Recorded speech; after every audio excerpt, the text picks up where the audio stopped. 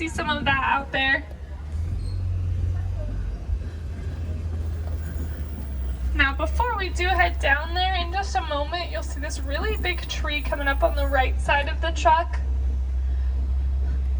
And we are stopped in an area, of course, where you can't quite see it, but it is going to be a baobab tree. Here we go. So these can hold thousands of gallons of water inside of them, like up to 30,000 gallons of water.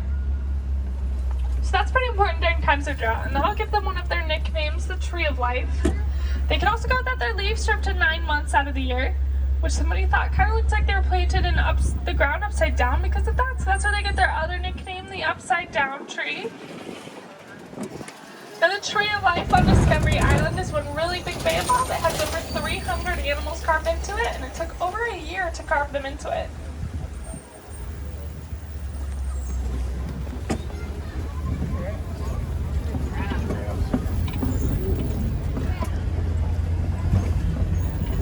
Alright, let's see what we can see out here on the Savannah. Now, I do see some Maasai giraffe way off in the distance. We are going to get a lot closer to them.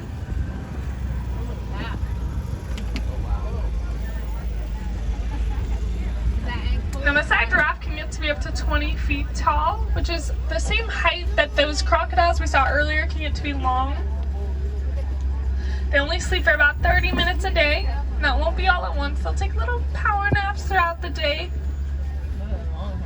Now, they do rarely lay down in the wild, so they'll actually sleep standing up. They also give birth standing up. And to make up for the lost energy from not sleeping, they do eat quite a bit, so their tongues are black to protect from sunburn. And really close to our truck on the right side is an Ankole cattle. So those big horns get to be up to 6 feet long from tip to tip. And they have a honeycomb-like structure of blood vessels inside of them that'll help them keep cool. Now, they're the only domesticated species here on the reserve, and they're actually only domesticated as a sign of wealth.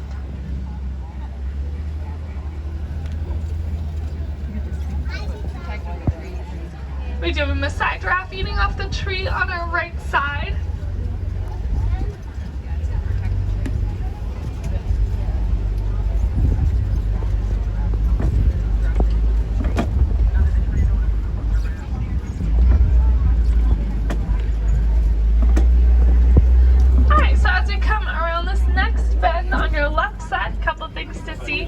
So we do have the Hartman's Mountain zebras, but also kind of over your left shoulder are the sable antelope, which are the emblem of our reserve because of how fierce and protective they are out in the wild. And then those Hartman's Mountain zebras are the only species of zebra to have a dewlap, which is a flap of skin beneath their throat that'll help them keep cool. They also have smaller hooves than most other species of zebra, just because they have to have pretty good footing on the mountains that they live in. These big dirt pillars all around us are termite mounds. They're about as hard as concrete when fully formed. Big animals like elephants will use them as a scratching post, which will eventually break them down, so only the smaller animals like antelopes can use them to hide from their predators. And we are going to have a tower of giraffe, or a group of giraffes, coming up on our left side. So you can see the ossicones on top of their head, which are those bumps. That's one of the ways we can tell that they're related to an okapi, which you can see on Gorilla Falls. Now, okapis are the only living relatives of the giraffe.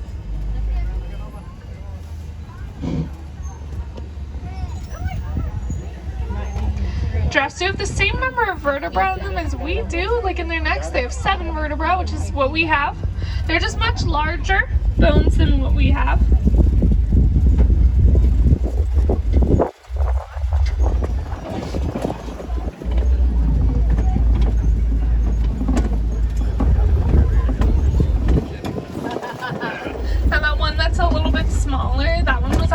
Born on the reserve a couple of years ago, like in the middle of the day, in front of a bunch of safari trucks. We have a couple more on the hill off to our left. Now, they're Maasai giraffe, named after the Maasai tribe, which is a tribe of people in very similar parts of Africa as them.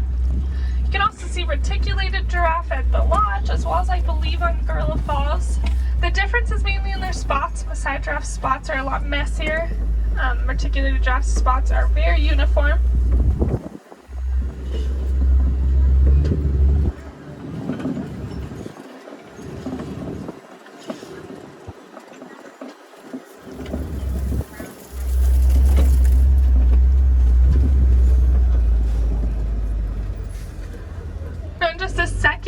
see some wildebeest on your right. They're going to be very close to the road.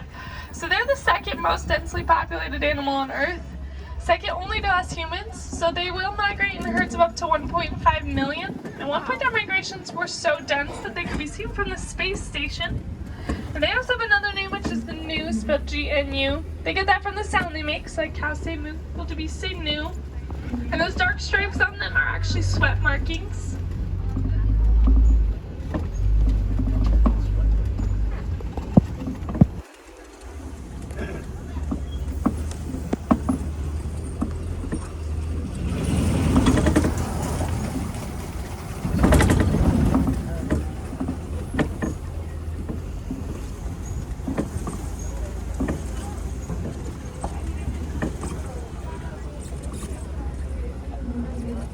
Looks like on our right side we have an African elephant.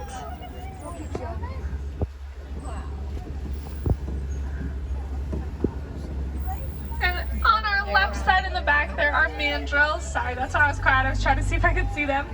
Mandrills are the largest species of monkey. Males weigh about 100 pounds, females are about 30. And actually the difference between monkeys and apes is that monkeys have tails and apes do not. So mandrills and baboons look very, very similar, but baboons are apes and mandrills are monkeys. Now here we go with the African elephant on our right side. Much better view from here. So they do live in groups of mainly females. They'll keep males around until they're about 15. Then they actually kick them out of the herd. Males either go form a bachelor herd or they stay on their own, but they don't go too far. They stay within a couple miles of their original group.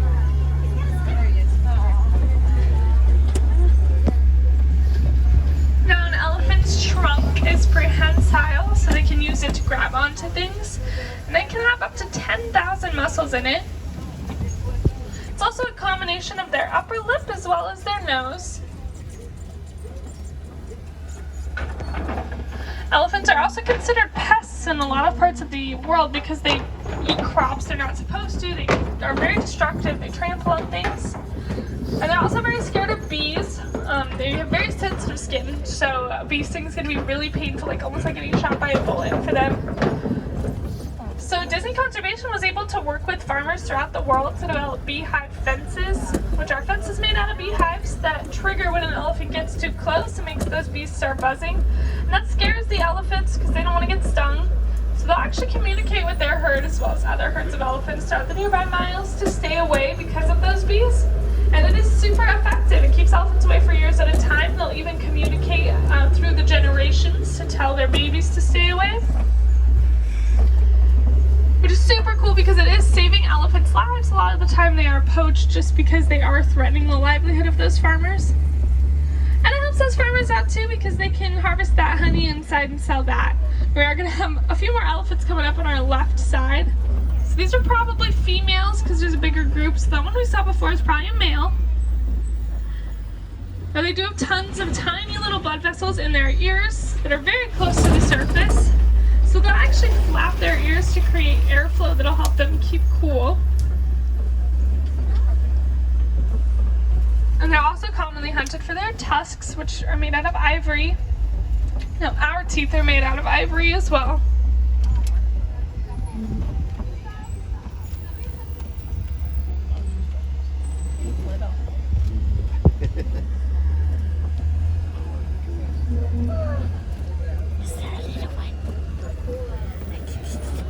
You can see the dirt, mud, and water that they throw over their backs. That's to help protect their skin from the sun.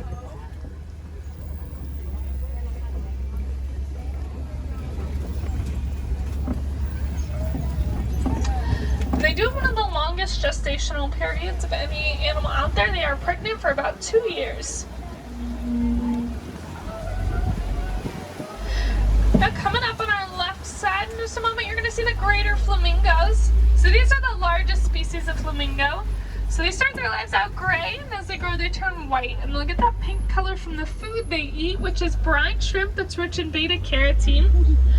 Now because they are the largest, that beta-carotene gets a little bit diluted by their size, so they are the least pink species. But there are also lesser flamingos over on Discovery Island that you can check out that are a bit smaller and also much deeper pink. It's really cool to compare the two.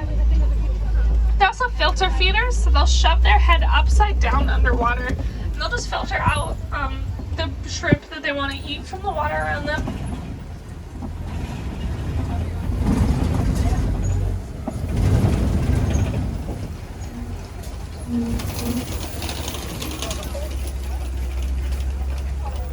I wonder what the wire's for. Now I do see some mud wallows in the ground on our left, so that's probably a pretty good sign that we could see some rhinos up ahead. So rhinos love to roll around in the mud, and they will do it to help protect their skin from the sun. Now there are two species of rhino here on the reserve. They're black and white rhinos. White rhinos are a little bit bigger by about 2,000 pounds. Also off in the distance on your right side, that's an ostrich, a couple ostriches over there.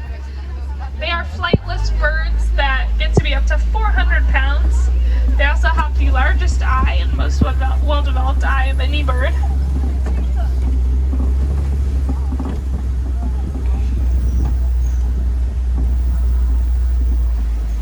Now around this next corner, if you guys want to keep your eyes off on the left, I have heard people have been spotting cheetahs around here. Now I do see one, if you guys look carefully to the side of that fallen log in there. There's one laying down in the shade. Their spots make them pretty hard to see. And they are the fastest land mammals, running at speeds of up to 70 miles per hour.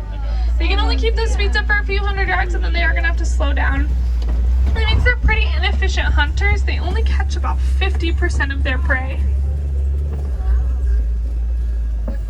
And they're also the only big cat species. There's one off on your left side. They're the only big cat species that does not have retractable claws. So what that means is that they cannot bring their claws back in. They are always out. See ya. Oh, it's so cute. They're also diurnal, so they are awake during the day. Mainly that's to avoid other predators who are nocturnal.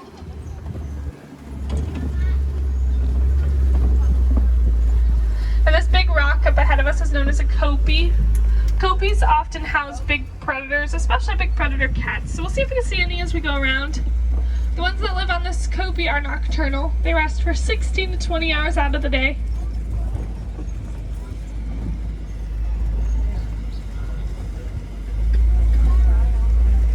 And it does look like we will have some rhinos up ahead. We are also going to see them as we go around this rock. So I probably won't stop for them over here. I'll probably try and stop for them up there. These are white rhinos, southern white rhinos to be specific. Northern white rhinos are pretty much extinct. There are only 2 left in the world, and both are females. But they have a really good breeding program for these southern white rhinos here at Disney. So there are actually 3 babies here on the reserve. Looks like we're gonna get really lucky up here. The lions are out.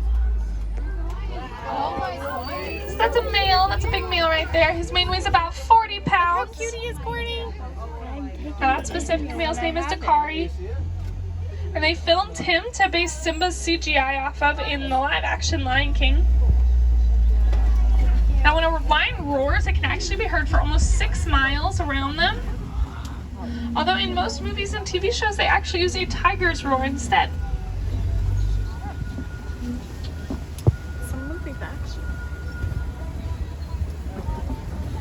Now it looks like we'll get to see those white rhinos a little bit closer up here. So they are named from the Afrikaans word white, which someone thought meant white. It doesn't, means wide. It refers to the shape of their mouth and their lips. And they have really, really terrible eyesight. They're very nearsighted. They can only see about 10 feet in